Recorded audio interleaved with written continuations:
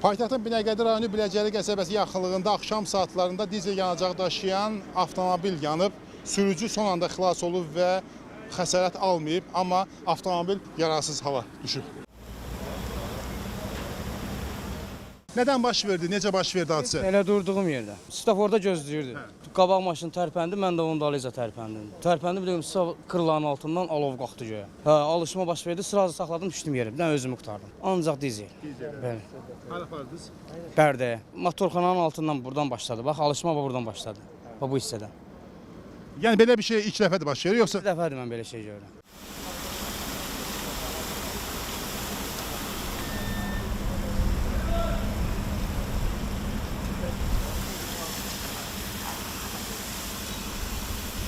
Olsun.